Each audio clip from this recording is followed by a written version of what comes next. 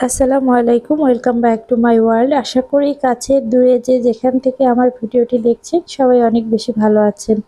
আল্লাহর রহমতে আপনাদের দয়ায় আমিও অনেক বেশি ভালো আছি। আবারও নতুন একটি ভিডিও দেখার আমন্ত্রণ জানিয়ে আজকের ভিডিওটি শুরু করছি। আর এই তো সকালবেলা একটু বাইরে বের হলাম আমাদের বাসার সামনের রাস্তাটাতে। বাচ্চাটা যেহেতু বাসায় আজকে কান্নাকাটি করতেছিল, তাই সকালবেলা ওকে নিয়ে একটু বাইরে বের হলাম, রোদে বসলাম। শীতের সকালে রোদে বসতে ভালোই লাগে, তাই ভাবলাম বসে আছি একটু ভিডিও করি আমাদের এই গলিটা, রাস্তা, বাসাটা একটু ভিডিও করলাম। রোদে বসতে এখন বেশ ভালোই লাগতেছে। আর এই যে ঠান্ডা বাতাস হচ্ছে, কিভাবে কচু পাতাগুলো নড়তেছে, এইখানটাতে শীতের সময় বেশ ঠান্ডা বাতাস আসে, যেমন বাতাস তেমন রোদ্দুর। আর এই যে চারিদিকটাতে একেবারে, আমাদের আগে যখন আসছিলাম তখন তো বললামই একদিন যে ফাঁকা ছিল, আর এখন চারিদিকে বাসার কাজ চলতেছে, সবাই বাড়ি উঠাচ্ছে। আর বাসায় এসে দেখলাম যে আমার শাশুড়ি মা পুঁইশাক কুটতেছে, তারপরে এই যে তরি তরকারি সবকিছু গুছিয়ে নিল রান্না করার জন্য। আমার শাশুড়ি আম্মা এগুলো গুছিয়ে দিয়েছেন, আর আমার যা এগুলো রান্না করবে, তাই এসে দেখলাম সবকিছু রেডি হয়ে গেছে। আর সকালবেলা আজকে ওর বাবা যাওয়ার সময় ও কান্নাকাটি করতেছিল, তাই আমি ওকে নিয়ে একটু নিচে ঘুরতেছিলাম।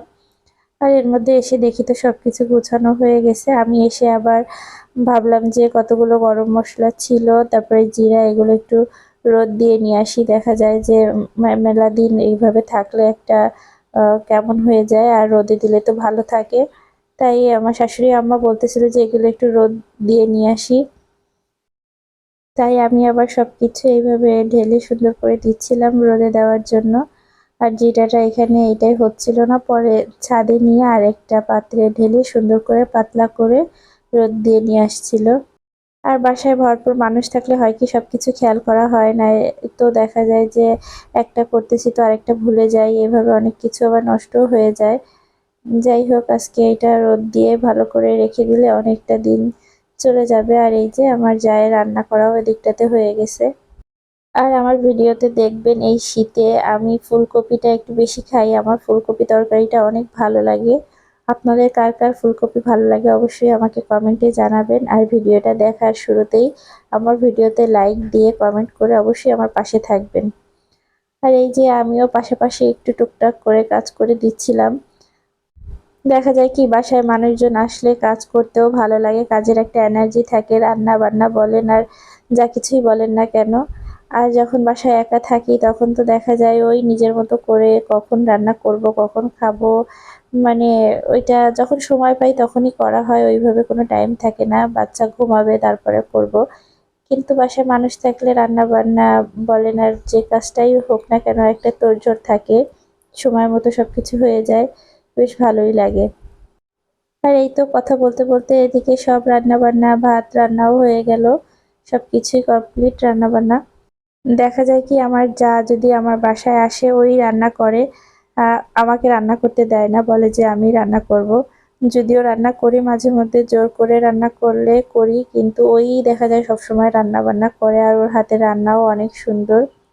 আর এই যে বিকালবেলা একটু ছাদে আসছিলাম, দেখা যায় যে ওই যে একটু পরপর ও বাসায় বেশিক্ষণ থাকতে চায় না, বাচ্চা মানুষ একটু বাইরে ঘুরতে যেতে চায়। আর নিয়ে কোথায় ঘুরতেই বা যাব প্রতিদিন, এর জন্য দেখা যায় প্রতিদিন বিকেলবেলা একটু ছাদে নিয়ে আসি। একটু খোলামেলা জায়গায় ঘোরাঘুরি করলে ওর মনটাও ভালো লাগে। আর ছাদে এসে ছেড়ে দিলে ও ওর মতো করে ঘুরবে, একটু এটা ধরবে ওটা ধরবে। আর আমি এখানে একটু এই যে বেগুন গাছটা, তারপর এখানে একটু ধনিয়া পাতা লাগাইছে।